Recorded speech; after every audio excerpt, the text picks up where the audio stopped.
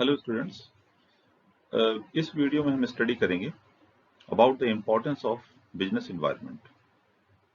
हमने इसके फीचर्स देख लिए कि बिजनेस इन्वायरमेंट में क्या क्या चीज़ें होती हैं, इसके कंपोनेंट्स क्या हैं। अब देखते हैं व्हाई इट इज़ इम्पोर्टेंट, इसका इम्पोर्टेंस क्या है।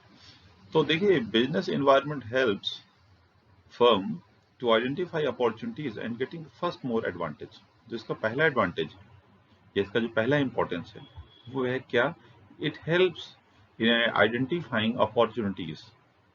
तो ये बिजनेस इन्वायरमेंट है जिसकी हेल्प से कोई भी फर्म एक्सटर्नल वर्ल्ड में क्या अपॉर्चुनिटीज है वो बताने में हेल्प करता है।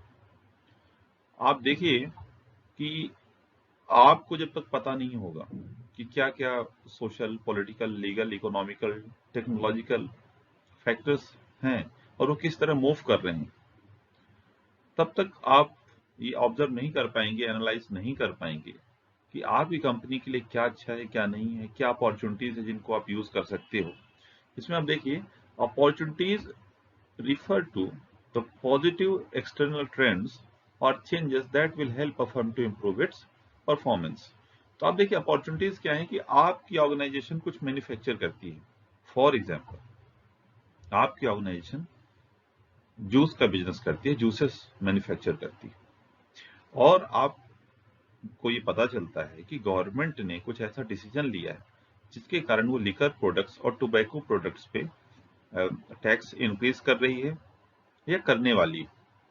तो आपको जैसे ये पता चलता है, तो now it is an opportunity for health drinks और हेल्थ से रिलेटेड जितने भी प्रोडक्ट हैं, अब ये उनके लिए एक अपॉर्चुनिटी का इन्वायरमेंट हो जाता है।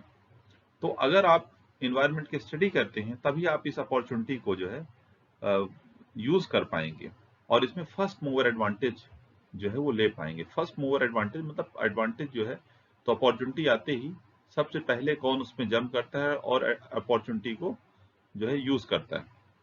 तो इसीलिए इसका जो पहला इंपॉर्टेंस है, business environment helps firm to identify opportunities and getting the first mover advantage. और अपॉर्चुनिटी का मतलब होता है ऐसे एक्सटर्नल ट्रेंड या चेंजेस से जिससे फर्म अपनी परफॉर्मेंस इंप्रूव करके उसका प्रॉफिट ले सकता है या उसको यूज कर सकता है।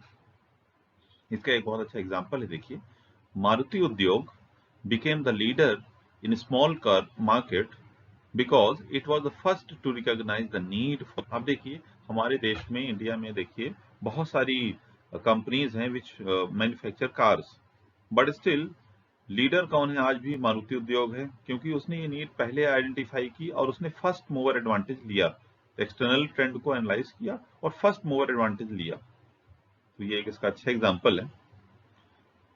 और अब हम चलते हैं अपने नेक्स्ट पॉइंट पे। Next point is threats and early warning signals. तो जैसे कि, तो ये हमारा सेकंड पॉइंट है, threats and early warning signals. तो जैसे कि आपने देखा कि इन्वायरमेंट अपॉर्चुनिटी हेल्प करने में मदद कर रहा है, वैसे ही ये थ्रेट एंड अर्ली वार्निंग जो सिग्नल्स होते हैं उनको भी आइडेंटिफाई करने में हेल्प करता है। Environmental awareness can help managers to identify various threats on time and serve as an early warning signals. तो अगर आपको पहले से ही पता चल जाता है कि कोई ऐसा फैक्टर है जो आपके बिजनेस का जो मॉडल है उसके लिए एक हिंड्रेंस का काम कर सकता है, एक बैरियर का काम कर सकता है, या आपको प्रॉब्लम आ सकती है, तो आप उसको पहले ही आइडेंटिफाई कर सकते हैं बाय स्टडिंग बिजनेस एनवायरनमेंट, और अप्रोप्रिएट आप एक्शन ले सकते हैं टाइमली। तो ये आप देखिए, तो अपॉर्चुनिटी है आइडेंटिफाई करने में हेल्प कर रहा है, और दूसरा ये हेल्प कर रहा है आपको to identify threats and early warning signals की आगे आपको कुछ सिग्नल्स मिलते हैं अगर आप एनालाइज करते हैं एनवायरनमेंट में कि बिजनेस के लिए अपॉर्चुनिटी आएगी या कुछ थ्रेट हो सकता है by observing different factors of external world. जैसे कि ये एक एग्जांपल है, इसमें हम देख सकते हैं, if an Indian firm finds that an MNC is entering the Indian market. अब देखिए, अगर आप एक्सटर्नल वर्ल्ड को स्टडी करते हैं तो आपको पता चलता है कि कोई एमएनसी जो है वो इंडियन मार्केट में आपके देश में आने वाली है विथ न्यू सब्सटीट्यूट्स, और वो आप जो मैन्युफैक्चर कर रहे हैं अभी इंडिया में उसी से रिलेटेड वो प्रोडक्ट जो है वो लेके आने वाली है। It should act as warning signal and the firm must prepare to meet the threat by adopting measures like improving quality, reducing cost, engaging in aggressive advertising and so on। तो अगर company को पहले से पता चल जाता है कि कोई बाहर की कंपनी, कोई एमएनसी, बहुत बड़ी कंपनी होती है एमएनसी, तो डोमेस्टिक मार्केट में अगर एमएनसी आने वाली है तो आप पहले से ही अपनी तैयारी कर सकते हैं, क्योंकि आपको पता चल गया कि भाई एक थ्रेट आने वाला है आपके मार्केट में, और आपको एक कॉम्पिटिटर आने वाला है, आपको ज़्यादा कंपटीशन इंक्रीज होने वाला है, तो आप उसकी तैयारी पहले से कर सकते हैं। अपनी क्वालिटी को इम्प्रूव करिए, एडवर्टाइजिंग को इम्प्रूव करिए, और कोशिश करिए कि आप अपनी अच्छी एक ब्रांड इमेज बनाएं। जब तक वो कंपनी आए तब तक आप अपने आप को ज़्यादा स्ट्रॉन्ग, ज़्यादा बेटर बना सकें। तो इसमें भी ये कौन है, आप देखिए हेल्प कर रहे हैं, इसमें भी बिजनेस एनवायरनमेंट हेल्प कर रहा है। एग्जाम्पल है बजाज ऑटो। आप देखिए बजाज ऑटो का एग्जाम्पल है, किस तरह से बजाज ऑटो जो है उसने क्या किया।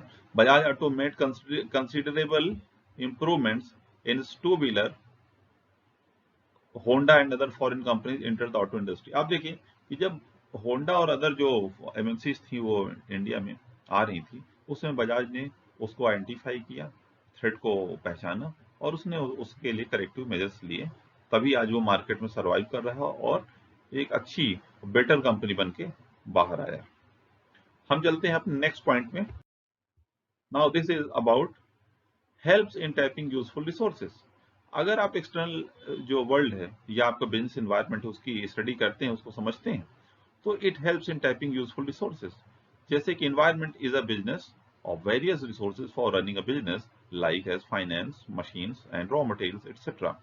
तो आप देखिए, अगर आपको पहले से ही पता हो जाता है कि एनवायरनमेंट क्या है, किस डायरेक्शन में मार्केट जाने वाला है, किस तरह की कंडीशन आने वाली है, तो आप पहले ही जो है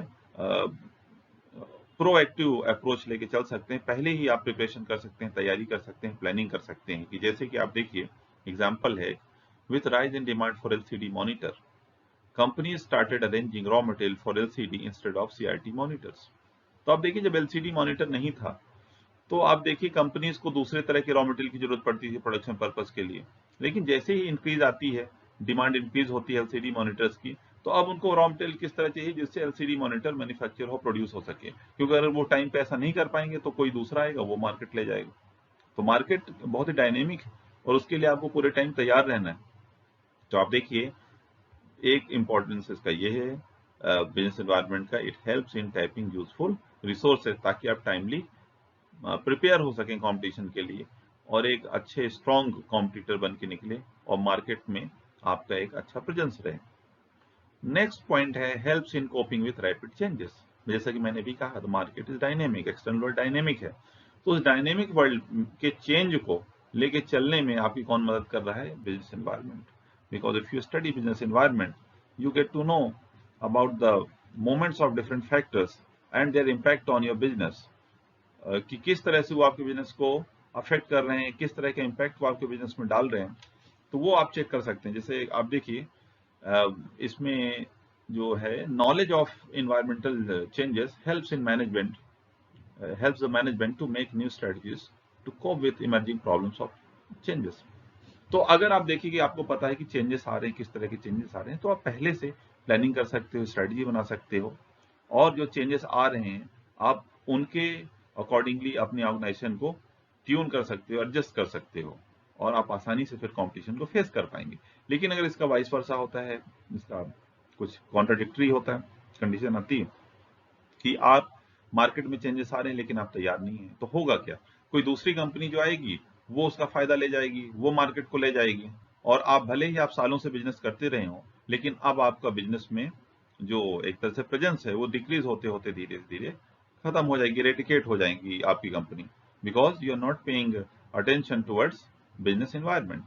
इसका एक अच्छा एग्जांपल है, देखिए कि किस तरह से helps in coping with rapid changes. जैसे एग्जांपल है गूगल का, management of Google is continuously busy in adding new features in its search engine to remain ahead of changes made by other competing search engines. तो आप देखिए Google किस तरह से, आप टेक्नोलॉजिकल जो फैक्टर है सबसे ज्यादा तो डायनेमिक वही है। तो टेक्नोलॉजी से जुड़ी हुई जितनी कंपनी है वो अगर अपने अंदर ये चेंजेस को नहीं लाएंगी और एक्सटर्नल और बिजनेस एनवायरनमेंट को एनालाइज नहीं करेंगी, तो उनका सर्वाइवल बहुत मुश्किल में हो जाएगा।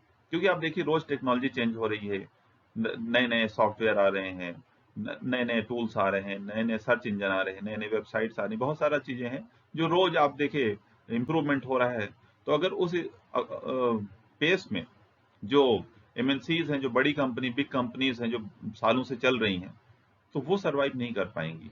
तो आप देखिए, चाहे कोई छोटी कंपनी हो, बड़ी कंपनी हो, कोई नई कंपनी हो, कोई पुरानी कंपनी हो, ये सब के लिए इंपॉर्टेंट है कि वो बिजनेस एनवायरनमेंट की स्टडी करें, because it helps in coping with rapid changes. Rapid change के साथ कोप अप करने में हेल्प करता है, क्योंकि अगर आप उसके साथ कोप अप नहीं करते हैं तो फिर आपकी कंपनी पेरिश हो जाएगी, आपकी कंपनी मार्केट लूज कर देगी। नेक्स्ट पॉइंट है हमारा, नेक्स्ट पॉइंट में हम चलते हैं। It helps in assisting in planning and policy formulation. और क्या कर रहा है, आप देखिए बिजनेस एनवायरनमेंट हेल्प कर रहा है assisting planning and policy formulation. देखिए, प्लानिंग करना, आप एक तरह से फ्यूचर के लिए अपने एक्शंस को डिसाइड कर रहे हैं कि आपको क्या करना है। पॉलिसी बनाना, तो ये फ्यूचर के लिए है, लेकिन फ्यूचर के लिए आप तभी सही डिसीजन ले पाते हैं जब आपको पता होता है कि प्रिवेलिंग कंडीशंस क्या हैं, किस तरह की मार्केट कंडीशन है, किस तरह के एक्सटर्नल फैक्टर हैं, किस तरह की मार्केट की फोर्सेस हैं, वो किस तरह काम कर रही हैं और वो आगे चल के किस तरह हो सकती हैं। तो अगर उनका सही प्रेडिक्शन, सही अंदाजा आप लगा पाते हैं अपने एनालिसिस से, अपनी रिसर्च से, तो फिर आप ज़्यादा अच्छे, आपके डिसीजन ज़्यादा करेक्ट होंगे, आपकी पॉलिसी ज़्यादा अप्रोप्रिएट होंगी और आप उसका फायदा ले सकते हैं। जैसे कि आप देखिए, इसी पॉइंट के लिए एग्जांपल है, ITC hotels planned for new hotels in India after observing the increase in India share of world tourism.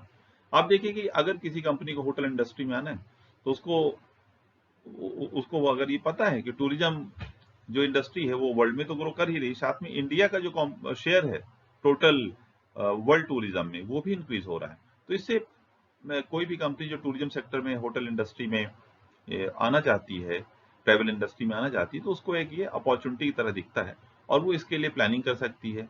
क्योंकि कोई भी बड़ा ऑर्गेनाइजेशन, कुछ भी अगर आपको बिजनेस को बड़े लेवल पे ले जाना है, वो एक दिन में नहीं होता है, उसके लिए आपको प्लानिंग चाहिए, पॉलिसी बनानी पड़ती है और आपको उसके लिए फंड ऑर्गेनाइज करना पड़ता है, उसके लिए काम करना पड़ता है।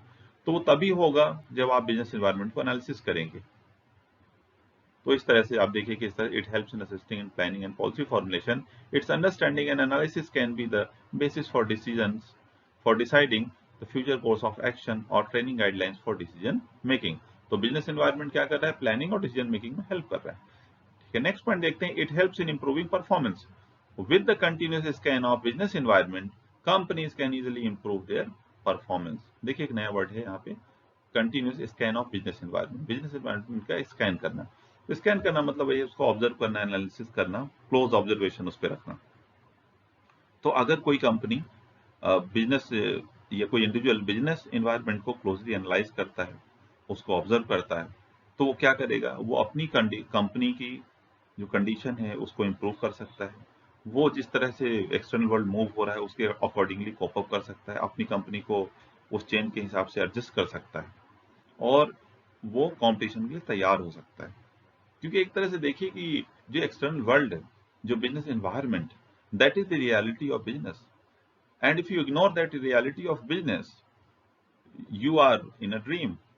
और आप जब आंखें खोलेंगे तो आपको लगे, पता चलेगा दुनिया तो पूरी बदल चुकी है, एंड यू स्टैंड नोवेयर। तो अगर आपको रियलिटी में रहना है, अगर बिजनेस को आगे बढ़ाना है, और जो चेंजिंग इन्वायरमेंट है उसके साथ कोप अप करना है, then companies need to study, analyze a business environment. Thank you.